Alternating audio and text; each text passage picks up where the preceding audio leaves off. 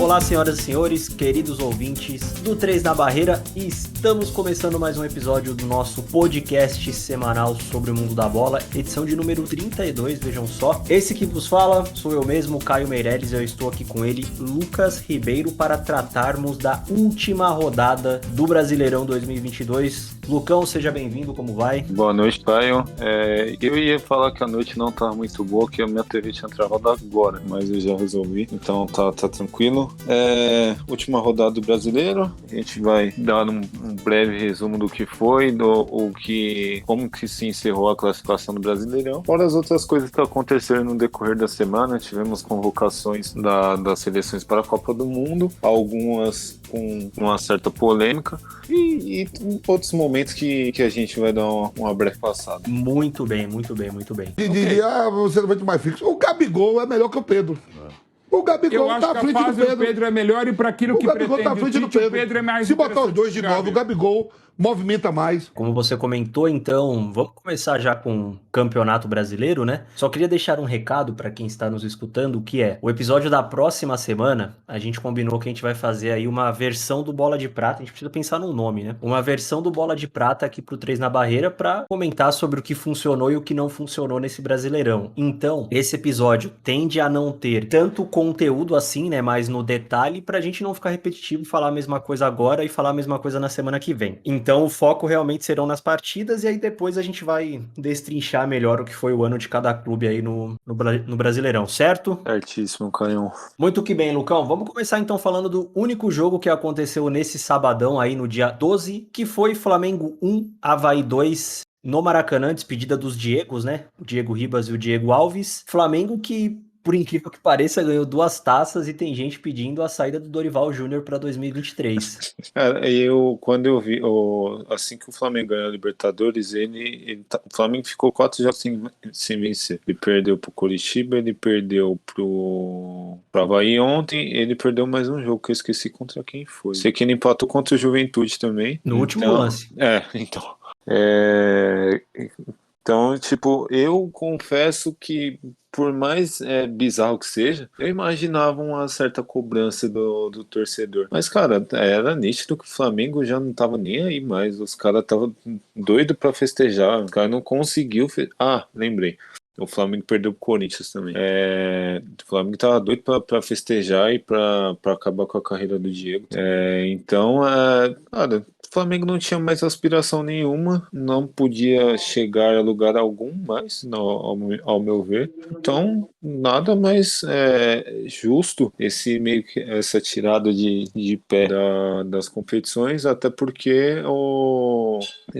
tem muito jogador que estava baleado, machucado, coisa do tipo. O Flamengo teve jogadores convocados para a Copa, inclusive a gente vai falar algumas coisas referente a Flamengo e Copa, né? Então, acho normal. E o Avaí ganhou quando não precisava, né? Foi pior que o Avaí, ele ficou perto, ele ficou a 6 pontos de sair da zona de rebaixamento no final das contas. O Lisca não pode pisar mais em Santa Catarina, né? Porque ele conseguiu ser odiado por 3 clubes no Brasil esse ano. Santos, Avaí, qual foi o terceiro que ele treinou? O Sport. E o Sport, exatamente. 3 estados aí que o Lisca não pode mais pisar. Acho que se tivesse mantido o Barroca, talvez tivesse pelo menos competido até o final e não caído com antecedência aí o Avaí. E o Flamengo, para 2023, já começa o ano numa situação não muito cômoda, né? Porque a gente tem que lembrar que o primeiro jogo do Flamengo ano que vem é Recopa contra o Palmeiras. Sim, o Mundial é dezembro ainda ou vai ser no começo do ano que vem?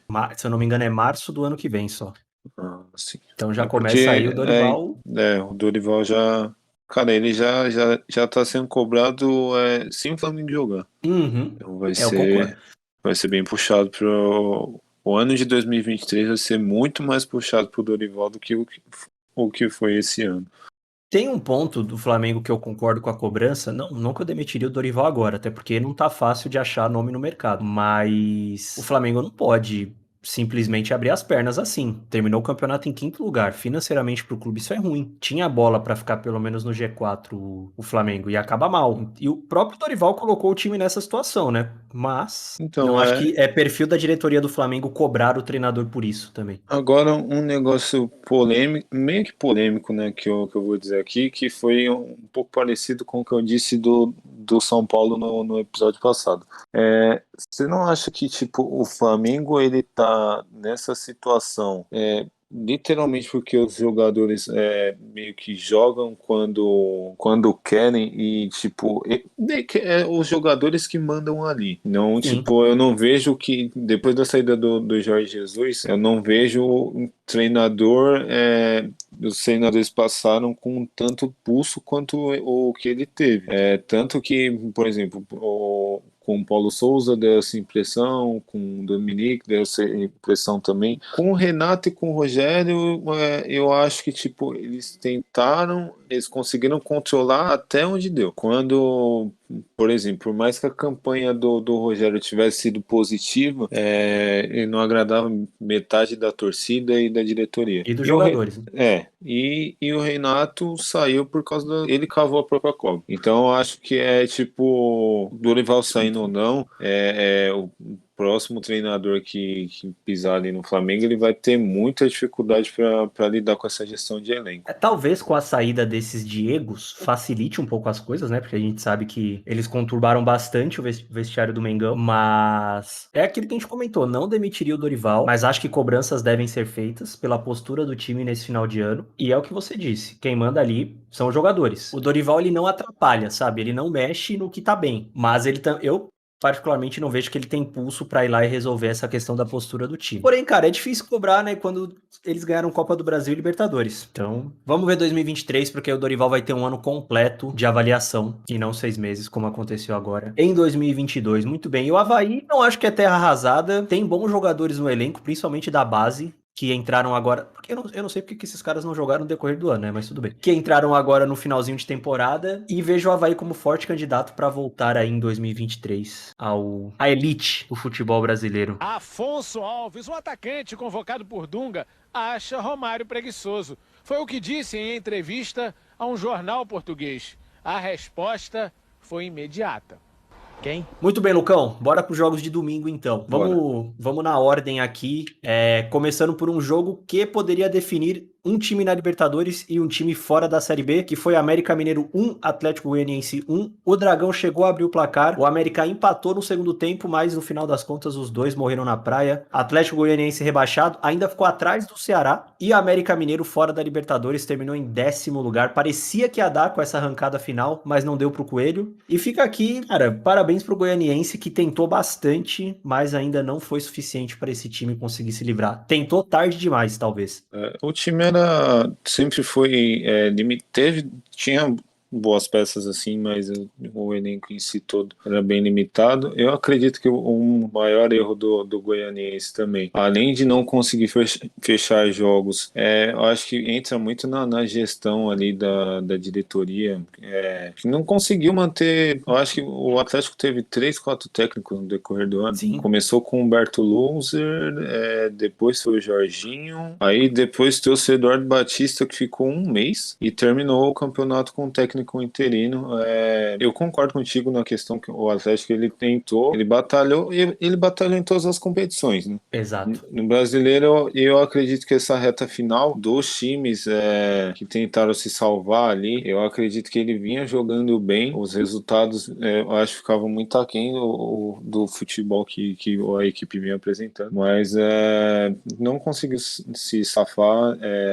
Eu acredito que pro ano que vem não consigo subir porque vai perder muita gente desse elenco e muita gente que era boa, e o América fica com aquele gosto amargo porque o América ele poderia facilmente ter ganho esse jogo, até porque só deu o América depois do gol do Atlético Goianiense, e o Atlético Goianiense ele teve um jogador expulso ainda, eu acho que dos lances mais imbecis que eu já vi na minha vida. Eu nunca vi um jogador sofrer uma falta, ele foi cobrado ali que tava fazendo cera, não sei o que, ele se revoltou com o pessoal do América e depois ele levantou e deu uma cabeçada no Everaldo em torno de 5 minutos. Já é feio, né? Apanhando, então. Então, exatamente. Então, eu achei que o América ficou devendo. Teve ali no final do jogo um gol anulado do Germán Conte. Muito bem anulado, inclusive. Bem anulado, bem anulado. Mas o ano em si para o América não é ruim. O time teve momentos piores. É porque o ano passado, que era o parâmetro desse time, foi muito melhor. O time tinha se classificado para a Libertadores. Esse ano não conseguiu, infelizmente. Mas é um time bem treinado. Tem boas peças. Eu acredito que vai manter algumas. Vai conseguir contratar alguns jogadores. Eu gostei particularmente muito da atuação do Benítez. Ele encaixou, né, esse finalzinho de temporada. Sim, e me surpreendeu que ele jogou. É difícil você ver nos Jogos da América o Benítez saindo que nem ele saía, por exemplo, ele jogar no São Paulo com 45 minutos, 50 minutos. No Grêmio ele nem jogava. Então foi uma reta de campeonato muito boa para ele. Não sei se ele entraria nesses planos do América, já que ele ele tá emprestado pelo Grêmio. Mas é um jogador para ficar de olho. O Benítez não é ruim, ele só tem um problema físico que atrapalha bastante no desempenho dele, mas, por exemplo, se você comparar ele com os meio-campistas que hoje estão no São Paulo, né, ele tem o melhor passe, ele tem melhor finalização, ele é mais técnico, ele só não consegue competir, mas ruim ele não é, e ajudou bastante o América nesse finalzinho de ano, isso é fato. O jogador o Benítez, tomara que ele consiga se recuperar. Pode falar. O Gilmar São Paulino, do Jardim São Paulo, pergunta pro Alê. O Corinthians jogou de roxo no final de semana. Seria por vergonha de estar na Série B? É que a gente gosta de roxo. Por exemplo, se você aparece aqui, eu posso deixar teu olho roxo. Fluminense 1, Bragantino 0. Bragantino sem treinador, né? O nosso querido Maurício Barbieri não aguentou até o final do ano. Realmente foi uma temporada bem ruim do Barbieri. Contra um Fluminense que termina o campeonato na terceira colocação histórica. O time do Diniz realmente jogou muita bola. E o Cano histórico também chegou a 26 gols marcados no Campeonato Brasileiro. O futuro promete para esse Fluminense, hein? Promete. E o Cano é o artilheiro do mundo, né? Essa temporada. Sim. Passou ali o Mbappé. Eu não sei se o Mbappé fez gol hoje. Não. Acho que não. O PSG fez tanto gol hoje que eu não lembro os jogadores que fizeram gol. Mas cara, um ano espetacular do Fluminense, com o elenco que tem. A maneira que começou o ano era de certo modo parecia promissora pela campanha que o time fez ali no Carioca, só que aí os trabalhos do Abel Braga, os últimos, você não sabia como o time conseguia certos resultados, e foi o que acabou acontecendo. Ele saiu, o Diniz entrou, ainda o time tentou ali na Sul-Americana, tentou se classificar, meio que fez a parte dele, buscou um milagre. O time fez 9, 10 gols ali, que era o que precisava de saldo, só que eu dependia do outro resultado, então não consegui classificar. Teve a Copa do Brasil que parou no Corinthians, e eu acho também que o que faltou pro Fluminense, além do elenco, foi a parte física, que o que ficou muito claro no segundo jogo ali contra o Corinthians. Então, um ano, pra mim, foi sensacional pro Fluminense. E do outro lado do lado do adversário, ali do lado do RB, um ano catastrófico. Sim. Acho que foi uma das piores temporadas que o RB Bragantino fez. E se esperava muito desse time, né? Agora vamos ver como é que vai ser ano que vem, já que o time não tem grandes aspirações. Perdeu seu técnico, meio que a gente já tinha dado a letra aqui. Vamos ver como é que vai ser a manutenção desse elenco, manutenção do treinador, né, e as aspirações que o time vai ter para a próxima temporada. Concordo. Eu trouxe aqui, Lucão, números de Maurício Barbieri, hein? Ele ficou à frente do Bragantino 797 dias. Dentre esses 797, disputou 160 jogos, 63 vitórias, 47 empates e 50 derrotas. Vice-campeão da Sul-Americana, semifinalista do Campeonato Brasileiro, do Paulistão, perdão. E em 3 temporadas acabou em 10º, em 6º e em 14º, né, que foi o caso agora de 2022. De maneira geral, não acho um trabalho ruim do Barbieri. Claro, esculhambou agora nessa última temporada dele. O time também não ajudou em relação à qualidade, mas talvez, cara, tenha sido até melhor pra ele, porque eu acredito que o ano que vem do Bragantino será ainda pior que esse. Pra mim é candidato a rebaixamento, pra ser bem sincero. Ainda mais com a possibilidade da saída do Arthur. Então, a ver, né, o que esse time do RB vai fazer e quem contratar, né? Barbieri, que aparentemente pode ir pro Santos. Acho um nome interessante, inclusive, pro Santos, viu? Dentre as opções do mercado. A gente tinha falado do Eduardo Batista, eu acho que é um nome que pintaria nesse RB. É uma possibilidade. Sendo bem sincero. Eu não acho um técnico ruim. Ele fez alguns bons trabalhos ali em times de menor expressão. Eu acho que ele ficou marcado pela passagem ali no Palmeiras, né? Mas Uhum. é um técnico interessante, ainda mais para um projeto desse. Então, eu acredito que seria um forte nome para assumir esse time ano que vem. E como você disse do Barbieri no Santos, eu também acho um bom nome. Mas pelo momento que o Santos vive, eu não sei nem se é o próximo jogo que a gente vai falar. Mas pelo momento que o Santos vive, eu não sei se ele teria pulso para comandar esse time. A pressão é muito maior do que no Bragantino. O problema é que o Santos também é que não tem muita opção no mercado, né? Treinador bom pra trazer. Vamos aguardar, né? Vamos aguardar. Por que, Lucão? Só então pra confirmar, o Bragantino terminou em 14º, campanha bem ruim, 44 pontos. E o Flusão, 70 pontos, terceiro colocado. Vai entrar uma grana aí pro Fluminense e volta a jogar a Libertadores do ano que vem. Tende a se reforçar e ficar ainda melhor esse time do Diniz. A gente não é muito comum ver o que aconteceu com o Mister aqui no Brasil, porque normalmente o treinador é mandado embora, ou recebe uma proposta milionária, ou tem a opção de ir para outro clube, mas o Mister saiu pelo fato de familiar, né? Da parte de família, ele sempre deixou muito claro isso sobre isso. E, cara, é só agradecer. Falando em Libertadores, o Corinthians foi derrotado na Neoquímica Arena pro Atlético Mineiro. 1-0, Galo termina o campeonato em 7º, o Corinthians em 4º. E acabou de ser anunciado, Vitor Pereira não será técnico do Corinthians em 2023. O clube já oficializou a saída do português. Rapaz, quem diria, hein? Olha, Pois é é. uma pena pro ano do planejamento do Corinthians, né? É um bom técnico, trabalhou com o que dava pra trabalhar ali. O Corinthians, eu achei que, tipo, em nenhum momento, assim, do campeonato ele deu aquela engrenada que os torcedores queriam. Mas o ano do Corinthians, de todo modo, eu não achei um ano ruim. Principalmente porque o time conseguiu se classificar para a Libertadores, disputou a final de uma competição e Bateu na trave. até de Batrave. Porque o Corinthians é aquele negócio. O torcedor ele espera que o time empolgue, mas isso nunca foi característica do Corinthians. Tanto dos times que foram vitoriosos ali, campeões, nenhum time do Corinthians ele tinha aquele futebol vistoso, aquela empolgação tipo, porra, é um futebol bonito de se ver. Eu acho que tirando o time de 2015, nenhum time do Corinthians dava vontade de acompanhar assim e falar, vou parar o que eu tô fazendo para assistir um jogo do Corinthians. Isso eu não sendo o torcedor do time, que fique bem claro. Então, não sei quem que pode assumir essa bucha. Não sei se vai vir um técnico estrangeiro também. Eu acho pouco provável. Do Brasil, Mas se o eles forem Corinthians... atrás, é o Vojvoda, mas não acho que ele sai do Fortaleza. Olha, eu acho que o Vojvoda não sai.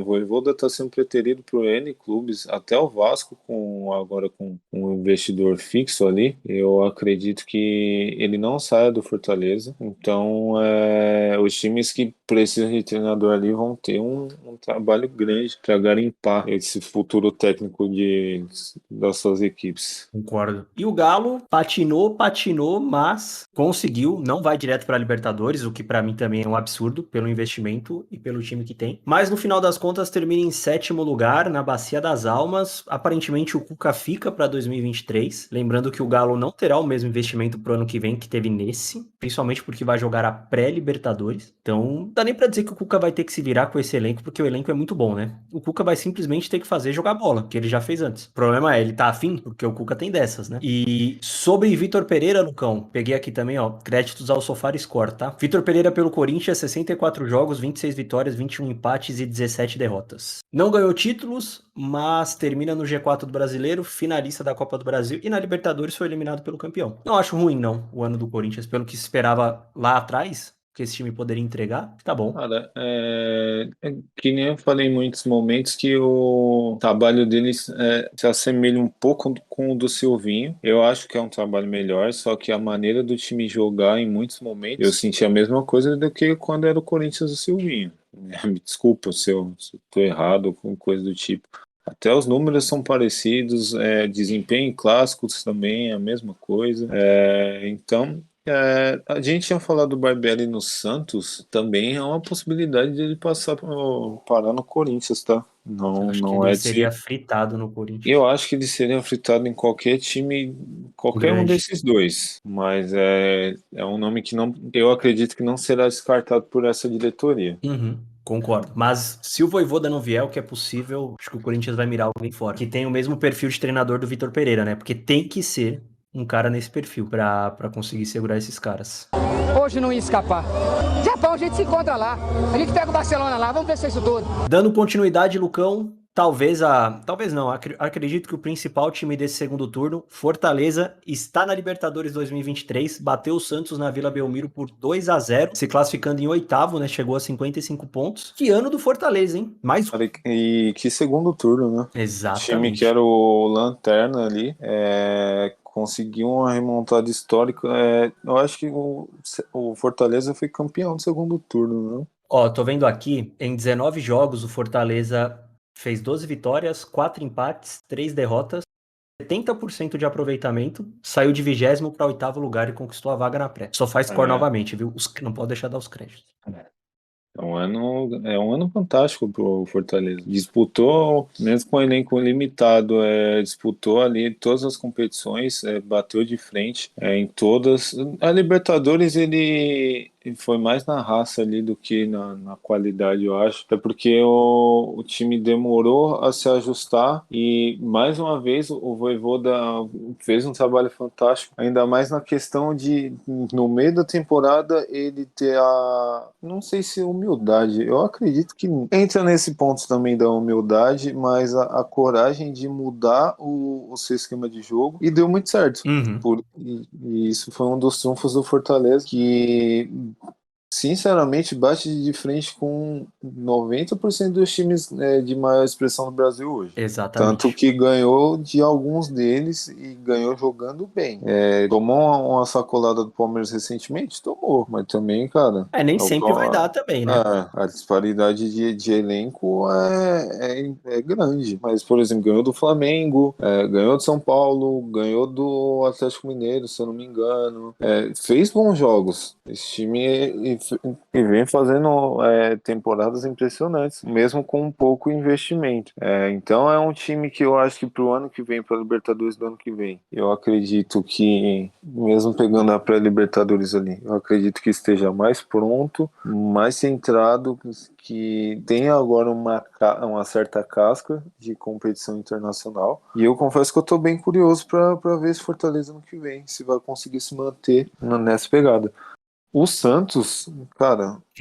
O Santos. O Santos ele vai ter que trabalhar muito para conseguir alguma aspiração na próxima temporada. E eu vejo o Santos como candidato, viu? Contra o rebaixamento, de verdade. Cara, eu acho que contra o rebaixamento eu acho que não, mas eu acho que vai ser mais um ano mediano a medíocre, igual foi esse ano. Sim. Porque até tirando pelo jogo de hoje, que partida horrorosa. O time jogando em casa só deu Fortaleza o jogo inteiro. Santos tem algumas boas peças, conseguiu revelar alguns bons jogadores ali. Os Lucas que o time tem são bons, tem o Marcos Leonardo, tem o Bauerman ali, que eu acho um bom zagueiro. Gosto também. O Santos tem boas peças. Eu acho que o problema do Santos ali o meio campo, o sistema de marcação eu acho muito confuso e até meio sem pegada.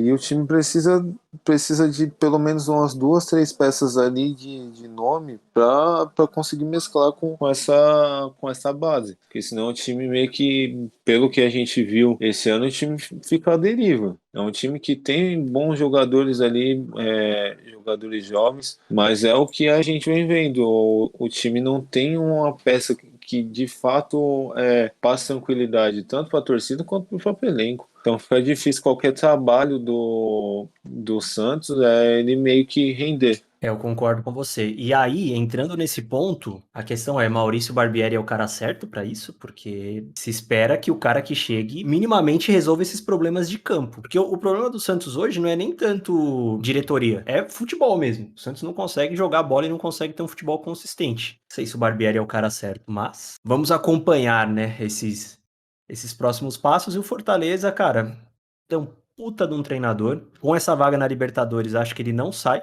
Teria a possibilidade se não tivesse conseguido a vaga, mas agora pode jogar um caminhão de dinheiro nele que ele continua no Fortaleza para 2023. Curioso para ver esse time do Fortaleza, hein? Bem curioso. Crise no Santos. O time não sabe o que é vencer um jogo há quase 2 meses e faz a pior campanha da história em campeonatos brasileiros. As glórias ficaram em um passado recente. Hoje o time está na zona do rebaixamento e as perspectivas não são nada animadoras. E aí, Lucão, a gente teve o jogo que não valeu nada, né? O jogo dos campeões. O Internacional passou o carro em cima do Palmeiras, 3-0. Que baita a campanha do Inter, hein? Segundo lugar, fez uma pontuação boa, 73 pontos, mas do outro lado tinha um Palmeiras que terminou com 81 e não deu chance pra ninguém. E hoje era só festivo, né? Scarpa indo embora. Acredito que outros caras desse time do Palmeiras também não fiquem pra 2022. Coroa um ano do Internacional que, entre seus altos e baixos, terminou bom. E o time volta a jogar uma Libertadores depois de um certo tempo, né? O time termina, de certo modo, ali empolgado, né? Pela retomada no Brasileirão.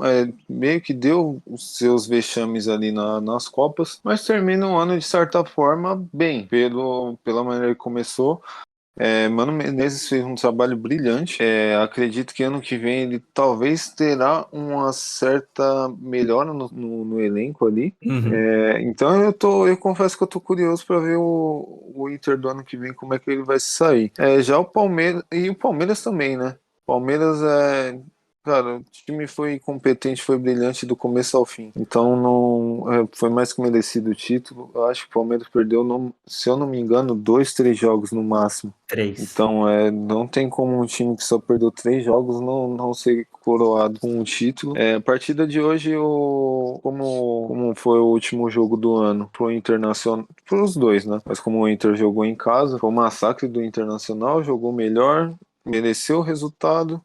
Como você disse, o Palmeiras teve a despedida do Scarpa ali, vamos assim dizer. Algumas outras peças devem sair também, eu acredito. Acho que, por exemplo, Danilo, eu acho que é um forte nome para sair desse time. Eu acredito que vai ser muito difícil segurar ele. Apesar do ano dele, depois da convocação, não ter sido dos melhores, eu acho que é um jogador que tem muito potencial. Gabriel Menino, eu acho que também não fica. Esse aí já deu que tinha que dar. Um ano meio conturbado. Tem potencial ainda, tem futebol, tanto que ele conseguiu recuperar de certo modo esse ano. E fora que tem outros jogadores que eu acho que não ficam no Palmeiras também, Breno Lopes, Wesley, alguns dos jogadores que meio que são de rodagem de elenco, eu acho que não ficam também. Então vamos ficar de olho nesses dois times pro ano que vem, vamos ver se vão ter muitas baixas nesses elencos, como vai ser a montagem, o upgrade que as diretorias vão dar nesses elencos, porque fizeram jus às posições que terminaram o ano. Exatamente. Outros que fizeram jus foram Ceará e Juventude, Vozão 4-1, agora ele ganha, né, quando não importava mais. Ceará que, se manter esse elenco e trazer um treinador que pelo menos possa ali manter por um ano, deve voltar à Série A. E o Juventude, cara, sei não, viu? Brigou pra não cair no Gaúcho esse ano, caiu no Campeonato Brasileiro, complicado. Eu acho que o time chegou no máximo que conseguiu. Não sei se cai ano que vem pra Série C, mas é um time que não vai subir por um bom tempo. Ceará, ele tem um time, tem boas peças ali, dá para subir. Eu acho que é um time bem estruturado, tanto elenco quanto gestão, vamos assim dizer. Então eu acredito que é um time que consiga subir para o ano que vem. Acho que vai ser difícil, viu? Bem, bem difícil. Vejo o futuro do Fortaleza mais promissor do que esse do Juventude. Vozão ainda terminou na frente do Goianiense, né? Como a gente falou, fez 37 pontos e o Juventude só fez 22. Temporada horrível. Eu não me lembro de ter visto a torcida xingar jogador. Cobrar, xingar, criticar. Inclusive, até o presidente blogueirinho foi criticado por desespero dele, né? Porque o presidente blogueirinho, ele adora baba-ovo, ele adora puxa-saco. Por isso que ele fecha comentário no Instagram. Porque quando o São Paulo perde, principalmente, ele fecha todos os comentários. Outro clube também que, na minha opinião, teve uma temporada horrível, mas venceu ainda quase, foi para Libertadores, foi o São Paulo, goleou o Goiás lá na Serrinha por 4-0. Um clube que acredito que você concorda comigo que não merecia estar na Libertadores 2023, pela incompetência da diretoria, da comissão técnica e dos jogadores, e ainda quase conseguiu. Só a torcida merecia, mas não deu pro São Paulo. Novamente jogará a Copa Sul-Americana. Jogo de despedida de muitos jogadores também que não ficarão no clube em 2023, graças a Deus. Né? Graças a Deus mesmo. A partida de hoje só, pra mim, eu não assisti, eu confesso que eu assisti a América, eu assisti o primeiro tempo do América e Atlético Goianiense, depois Fortaleza e Santos. Cara, pra mim serviu pra meio que coroar não, mostrar que o Galopo, ele precisa ter mais chances. Sim, hoje no ano que ficou vem. nítido. Mostrou também que eu acho que mostrou que alguns jogadores estrangeiros ali de São Paulo, eles provavelmente vão ser titulares ano que vem. O Ferrarese é outro, né? Não, Ferrarese vai ser titular, Ferrarese e Arboleda, meio que já dando um palpite, tendo em mente o que o São Paulo pode ter para o ano que vem. Eu já abolia esse esquema de 3 zagueiros. Eu acho que ano que vem o Rogério deveria mudar para uma linha de 4 ali. No meio campo, eu colocaria ali 3 no meio mesmo. Luan, o Gabriel Neves e o Galo. Talvez o Nestor ali, porque ele insiste com o Nestor. O Nestor hoje, meu amigo, mais uma... Eu não lembro a última vez que ele jogou bem, para falar a verdade. E vai precisar de mais um cara ali no meio ou jogar com 3 atacantes. Luciano, Caleri mais um. Eu não sei se o Bustos encaixaria com esses dois ali, não sei como é que ficaria o ataque, mas é um cara que também que eu quero que seja mais aproveitado. Eu acredito que vai ser ano que vem. Essa questão dos estrangeiros, o próprio caso do Gabriel Neves, ele já tem quase 2 anos no São Paulo, só que ele foi jogar mesmo só esse ano. Ele demorou para entrar com o Rogério, com o Crespo também não conseguiu entrar. Essa questão de adaptação, eu não sei o que acontece no São Paulo, que tipo, os estrangeiros que o São Paulo de fato quer contratar, quando eles chegam, tem essa questão de adaptação que é tão dificultada, cara. Assim com o Gabriel, o Galopo também, tanto que, por exemplo, eu já vi uma galera fazendo um comparativo do Galopo com o Fausto Vera. O Fausto Vera já chegou no Corinthians e não saiu mais. São funções diferentes. Mas jogou, né? Chegou, já jogou. A adaptação foi, tipo, simples. Foi rápida. E eu ainda bato na tecla que o Galopo, quando ele tá nos jogos do São Paulo, ele é o jogador que mais finaliza, cara. Então eu não entra na minha cabeça um jogador que oferece tantas chances de gol cai de fora para um time que precisa criar. Tá? A dinâmica do time é outra, né? Com ele em campo. Exatamente. Fica bem diferente. Boa parte das vezes o time é apático. Outra meio que constatação que eu fiz com essa vitória de São Paulo sabe a impressão que fica? Sabe quando você tem... isso eu acho que já aconteceu com todo mundo. Sabe quando você tem alguma coisa, escola ou faculdade, um trabalho assim, e você tem um puta tempo para se preparar para fazer um negócio bacana, aí você faz em cima da hora, pensa que tudo tá perdido, e aí quando sai a nota que sai um 6, 7, meio que você fica contente, tipo, você pensa, não foi tão ruim assim. Isso para mim resume o São Paulo. Eu acredito que na cabeça de boa parte de alguns jogadores ali, de alguns, eu vou dizer assim, paneleiros, de alguma parte da diretoria, de alguns sócios também, que encerrando o ano com essa vitória, e meio que se, por exemplo, como o Fortaleza ganhou, né, aí fica aquela sensação, caramba, quase que a gente conseguiu uma vaga na Libertadores, como se fosse... o time do quase o São Paulo, né? Como se fosse quase ganhou o Paulista, quase ganhou a Sula. O copo, ver com a metade cheia do copo, né? Eu acredito que o São Paulo é isso. E eu tô muito tentado. Eu vou dar 3 chances pro São Paulo ano que vem. Porque se na terceira eu ver que eu tô mais irritado do que esse ano, eu paro de assistir de verdade o jogo do São Paulo ano que vem. Aí a parte tricolor é só você que vai falar, cara. Porque o que aconteceu, as palhaçadas que aconteceram esse ano foram impressionantes. Principalmente o que aconteceu no meio da semana, que eu fiquei inconformado, cara. O São Paulo, ele tinha tudo para conseguir essa vaga, mas ele perde para ele mesmo. Perde para a diretoria, que não fez promoção de ingresso para lotar o jogo no Morumbi contra o Inter. Se o São Paulo tivesse empatado, talvez o São Paulo hoje estivesse na Libertadores, por exemplo. Exato. Mas nada, parece que quem tá ali dentro não quer o bem do clube. E isso não vai mudar por anos e Não, anos. Então, e você vê da maneira que tratou o caso do Rogério com o Patrick. não, você pega a maneira com que o Miranda se despediu, entendeu? Então. A falta de respeito que o São Paulo tem com os ídolos do clube é um negócio impressionante. Cara, eu não sei que rumo esse time vai tomar. Eu ainda falei que se o São Paulo perdesse hoje, de certo modo, por exemplo, se fosse 3-0 pro Goiás hoje, o Rogério não ficaria. E eu acho que ainda é muito incerto o futuro do Rogério no São Paulo, ainda mais com essa decisão que teve, o desfecho que teve na quarta-feira da situação com o Patrick. Se eu sou o presidente do São Paulo, eu negociaria o Patrick, porque o que ele fez foi coisa de jogador safado. Exato. Ele não vai jogar mais. No São Paulo ele não joga mais. Com o Rogério ele não joga. Eu negociaria, porque o que ele fez no vestiário não se faz. A falta de compromisso dele e do Luciano, né, no caso, na partida contra o Internacional, cara, negociaria. Eu acredito que o São Paulo deve negociar tanto o Patrick quanto o Nicão também, que fez um ano pavoroso. Negociaria também. Ah, e só se machucou. Cara, não sei em que mundo o pessoal viu que o Nicão é esse jogador todo pra ganhar a bolada que ele ganha. Negociaria. E como você disse, muitos jogadores vão se despedir do São Paulo. Um deles fez gol hoje, foi o Marcos Guilherme, né? Sim.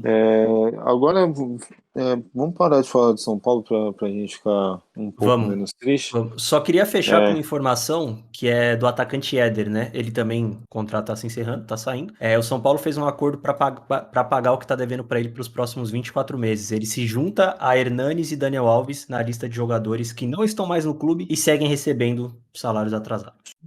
Parabéns, diretoria. A gestão é patética. E falando em coisa patética, que uniforme horroroso do Goiás, hein? Tá de brincadeira, né? Já Puta diria que me Daniel pariu. Jogada. Você gosta do Daniel Jogada? Gosto bastante. Boa noite, Eu ia falar isso agora.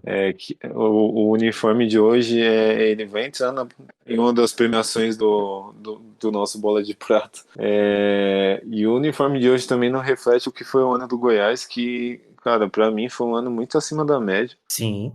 Eu cotava esse time como aspirante a brigar para não cair. Eu não vi o Goiás ser ameaçado de rebaixamento assim, praticamente momento nenhum desse campeonato. Então, o time tá de parabéns, tem umas peças interessantes ali que eu acredito que não ficam no Goiás para o ano que vem, felizmente ou infelizmente, né? Aí vai da onde, por exemplo, se vir um jogador São Paulo ali, dependendo do jogador, o cara é feliz. Mas eu acredito que alguns desses destaques do Goiás não vão ficar para o ano que vem. Um excelente trabalho do Jair Ventura também, que é um técnico que é muito criticado pelo seu estilo de jogo, mas esse ano ele está de parabéns pela campanha que ele conseguiu fazer com esse time. Perfeito. Termina tomando um 4-0, mas até aí também o Goiás já não tava brigando por nada, né? Era obrigação do São Paulo vencer, não do Goiás. Outros jogos agora, Lucão, faltando 2, né? Cuiabá 2, Coritiba 1, os dois se salvam. Grande campanha dos dois na reta final do campeonato, inclusive. E o curioso é que esse brasileiro de 2022 tiveram 3 times que não bateram 45 pontos e ainda assim não caíram, né? Bragantino, Coritiba e Cuiabá. Doideira. Surpreendente o ano do Cuiabá, que, cara, foi a temporada igual a do ano passado. O time ali nas últimas rodadas conseguiu escapar. E o Coritiba também foi valente ali, conseguiu escapar nas últimas rodadas também. O Gordiola tirando mais um time. Se ele tivesse ficado no Ceará, hein? Pois é, né? Mas eu acho que também ele não... É que o time do Ceará, eu não sei o que aconteceu com o Ceará esse ano, que nada dava certo pro Ceará. Mano. Planejamento do time também, a diretoria tava maluca. E a gente viu também pelas disputas de pênalti que esse time perdeu, né? O time não conseguiu ganhar uma disputa de pênalti, mesmo começando ganhando boa parte delas. Não conseguiu seus trunfos ali. E o Coritiba que anunciou ali a renovação de contrato com o Aleph Manga, fez o certo. Espero que ele tenha um bom... eu espero que as próximas temporadas dele sejam boas também. Não vejo esse time do Coritiba com grandes aspirações para o ano que vem. Eu acho que tanto que não conseguiu nem a vaga para a Sula, né? Não. Então, ele e o Cuiabá, na verdade, os dois ficaram fora. Os dois ficaram de fora. Acho que até merecido, né? Pelo ano dos dois. Sim. E conseguiram se safar ali no final, porque tem time muito pior que eles, e ficou claro nessas 3 últimas rodadas, vamos assim dizer. Exato. São ambos os times que, principalmente o Cuiabá, se ele quiser pensar maior, né, nos próximos anos, ele precisa principalmente mudar o perfil de contratação que ele faz, cara. Essa galera que o Cuiabá contrata aí em final de carreira, ou refúgio de outros clubes, Não, jogador renegado em não é todo isso que lugar vai que fazer o vira, time mudar. vira. Exatamente. O Egídio só pode estar de sacanagem. Na moral, o Egídio só pode estar de sacanagem com a minha cara, porra. Fluminense e Volta Redonda não valia uma paçoca. Com 15 minutos do primeiro tempo, ele deu uma voadora no pescoço do jogador do Volta Redonda e foi expulso. E aí, pra fechar, na Arena da Baixada, Atlético Paranaense 3, Botafogo 0. Sonho do Botafogo em voltar à Libertadores morreu. Foi enterrado pelo Paranaense, que conseguiu a vaga direta na fase de grupos, né? Terminou em 6º lugar. E o ano do Botafogo termina de forma melancólica, mas existe esperança, sabe? Volta a disputar uma competição internacional, né? Vai Sul-Americana no ano que vem. E o Atlético Paranaense coroa o bom ano do clube com essa vaguinha direta, finalista da Libertadores. Acho que no final das contas não ficou ruim para nenhum dos dois. Botafogo poderia ter feito um pouquinho mais pelo investimento? Poderia, mas a gente sabe que essas coisas não acontecem do dia pra noite. Mas tentou, né? Tentou, oscilou muito esse ano, né? A gente nunca soube em que momento que, tipo, com os reforços o Botafogo iria engrenar. Mas, de certo modo, foi um bom ano do Botafogo. Vai voltar a disputar uma competição internacional.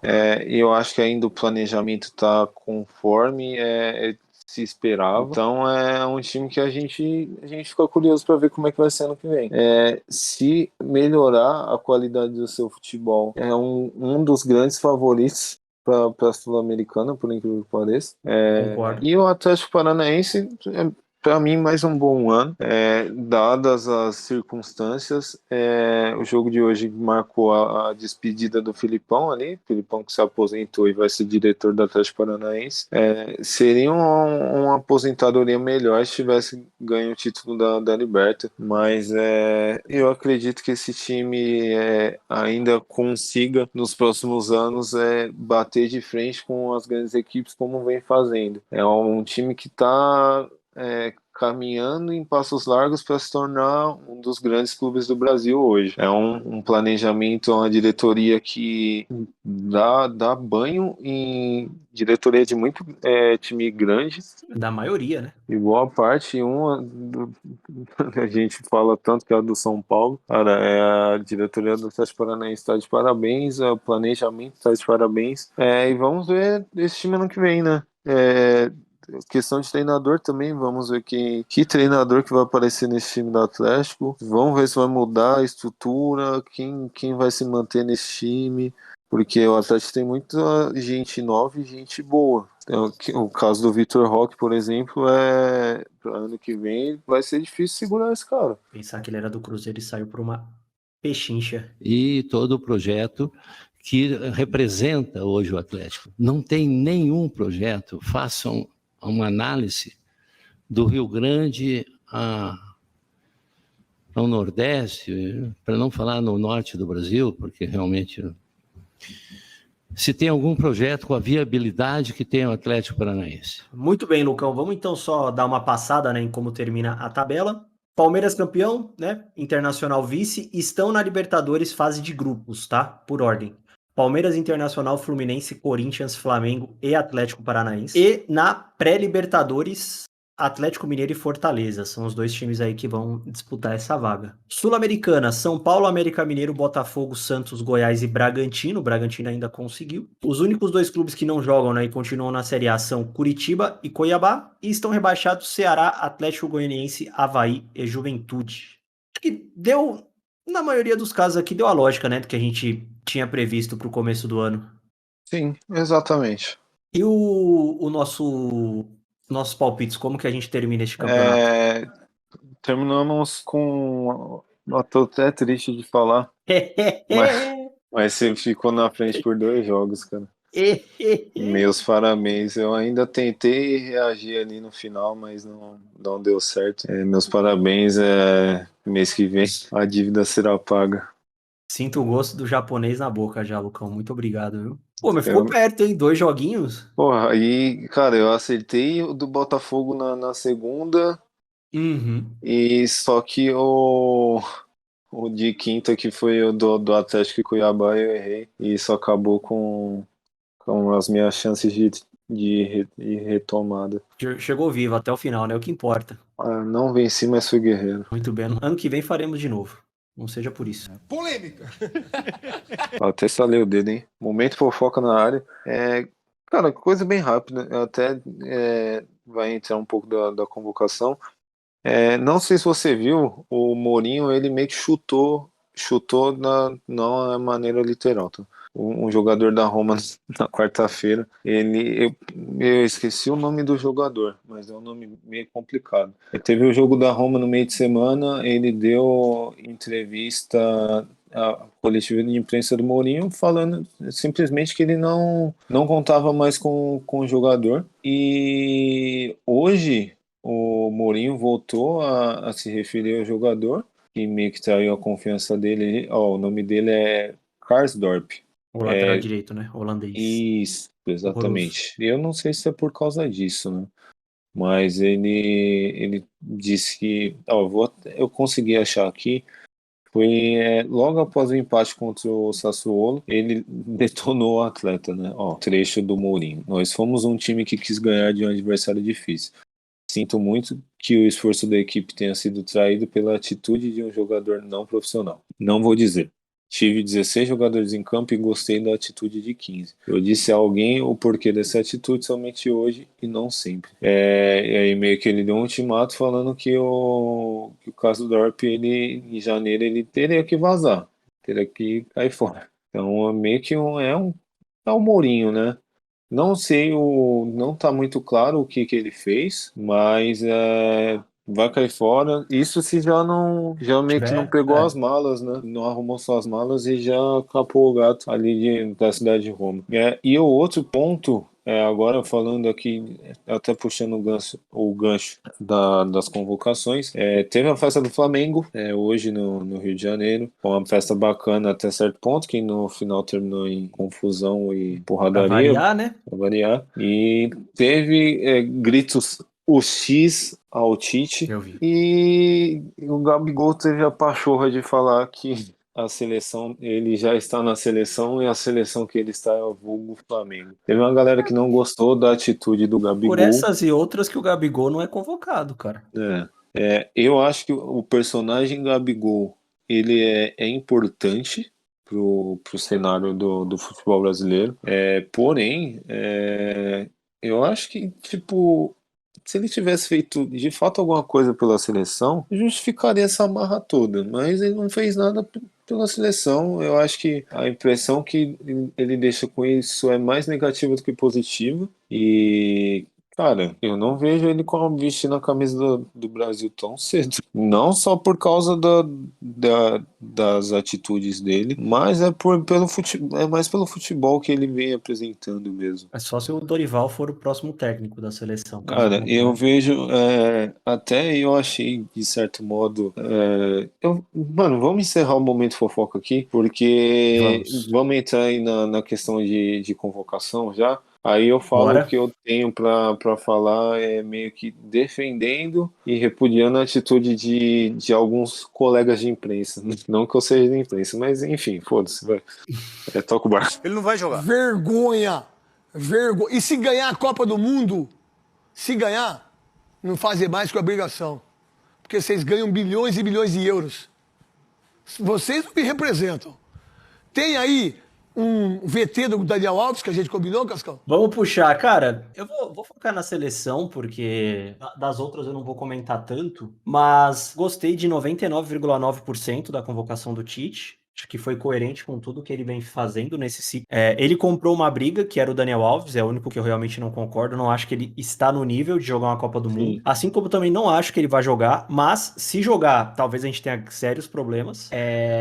Mas a convocação mostra o quanto ela foi boa, quando a única não unanimidade é um lateral direito, reserva, que provavelmente nem participe das partidas. Concordo em não levar o Gabigol.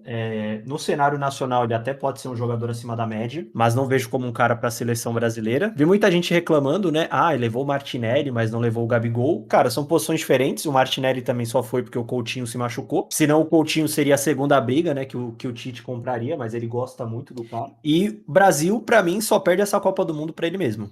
É a seleção mais forte. Todo mundo não, né? A maioria dos jogadores ali estão em boa fase. A única coisa que me preocupa é o miolo de zaga, porque eu não acho confiável. Eu teria levado o Gabriel Magalhães, por exemplo, pra ser mais uma opção, no lugar do Daniel Alves. Mas de resto, amigão, o Hexa só não vem se acontecer uma tragédia. Eu queria ter uma confiança maior no Brasil, mas tem a questão do miolo de zaga e eu curti a convocação da seleção. Tem a questão do Daniel Alves também, eu levaria o Gabriel Magalhães no lugar dele, mas eu acho que como você disse, o menor ali dos problemas. Talvez ele jogue se o Brasil estiver classificado, e eu acho que no terceiro jogo, que é ali contra Camarões, dependendo do desenrolar do grupo do Brasil. Fora isso, eu não vejo ele sendo titular, jogando assim, tendo uma minutagem maior. Questão do Gabriel Martinelli, concordo contigo na questão do que você falou, que ele levaria o Coutinho, e isso é um fato. Se o Coutinho não tivesse machucado, ele seria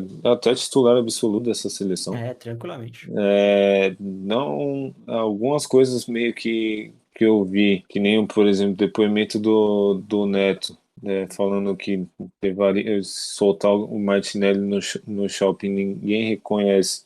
Isso, pra mim, não é parâmetro pra literalmente porra nenhuma. E o Neto que vem falando esse negócio do cara não ser reconhecido no shopping com uma grande frequência. Sendo que se ele não tivesse virado comentarista, ele teria o mesmo destino. Mas enfim, Martinelli é um dos maiores criadores de jogada do campeonato inglês. Tá jogando muita bola. Campeonato inglês, que é a liga mais difícil do mundo, querendo ou não. E eu tô confiante com o Brasil, mas não tão confiante, porque o Brasil ele não ganha de um time europeu assim, em competições oficiais, já tem, eu acho que 2, 3 Copas. Sim. Isso para mim é o que vai complicar. Tem um adversário muito difícil.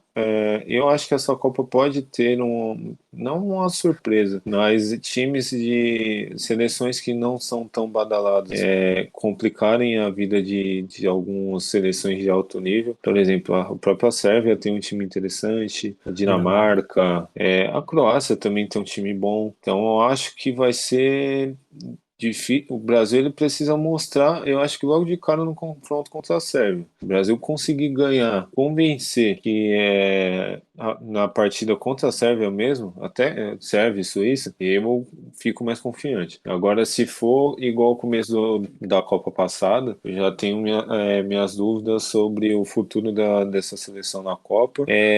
Das outras convocações de outras seleções, tivemos algumas surpresas. Eu acho que a mais polêmica ainda foi da Inglaterra, que os caras levaram o Maguire, o Tomori ficou de fora.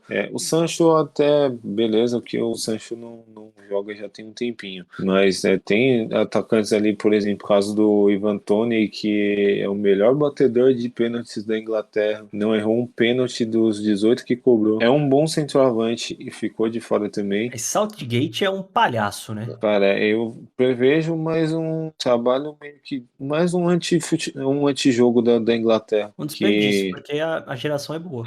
A geração é muito boa, tem boas peças no meio campo, só que é um treinador que o estilo de jogo dele não agrada ninguém. Nem alguns nem os jogadores. Nem os jogadores. E pra mim, tirando o Brasil, a Argentina também é um dos times que, cara, Argentina, talvez Portugal, se fosse um pouco melhor treinado, são os times que batem de frente na briga pelo título. E a França, por exemplo, tem desfalques, mas ainda é uma seleção muito forte. Não levou 26, inclusive, o Deschamps, por opção dele, levou 25 jogadores. Mas chega muito equilibrado essa Copa do Mundo, cara. Eu coloco o Brasil como favorito, mas é porque realmente é um ciclo de jogadores muito bom e a maioria deles chega numa fase muito boa também. Mas é aquilo, vai ter que chegar lá e jogar bola. Eu recomendo para quem nos escuta. Para vocês que estão tão empolgados com a Copa quanto eu, vejam os vídeos do Rafael Oliveira. Ele fez 32 vídeos. Muito bom. Cada uma das seleções, estilo de jogo, meio que a história assim, das equipes que vão disputar a Copa. Tá bem interessante. Eu comecei esses dias, eu assisti o do Qatar. Eu tô no grupo A ainda. Qatar, Senegal, acho que Equador e Holanda, se não me engano. Senegal também, que teve uma puta de uma baixa, que foi o Mané, infelizmente não. Tá convocado. Mas não acho que vai jogar. Não acho que ele vai jogar. Eu vi até uma galera, saiu alguns noticiários que o pessoal vai fazer um trabalho pesado ali de, não medicinal, mas espiritual, sabe? Vale tudo.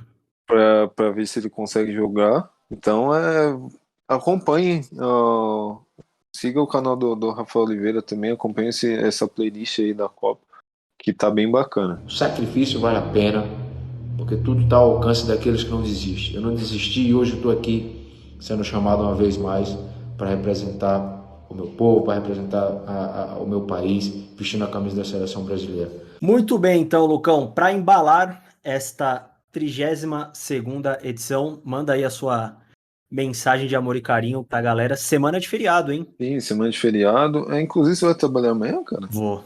Que triste, hein?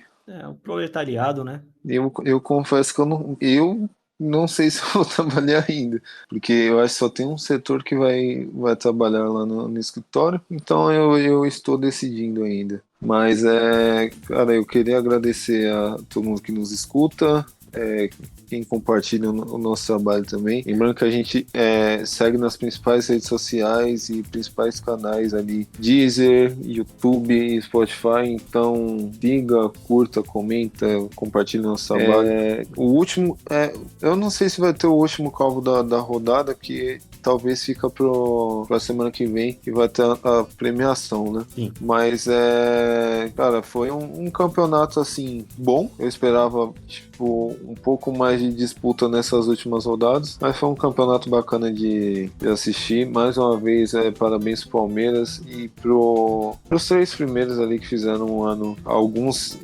Inter e Fluminense se recuperaram, né? Meio que deram a volta por cima. E para os times que vão vir ali da Série B, ainda acredito que o Vasco vai voltar para a Série B, que esse time é horroroso. O Grêmio também vai brigar muito forte para não cair. Bahia, eu tô mais empolgado por causa do investimento que vai ter e porque eu acho que é um projeto, assim, uma diretoria que ela tá se acertando. Ela dá alguns tiros no pé ali, mas tá se acertando. E eu tô empolgado para ver o Cruzeiro, por mais que o elenco seja limitado, mas eu tô empolgado para ver esse time ano que vem, para ver se a mudança vai ser muito grande. Brasileiro 2023 promete, Lucão, promete.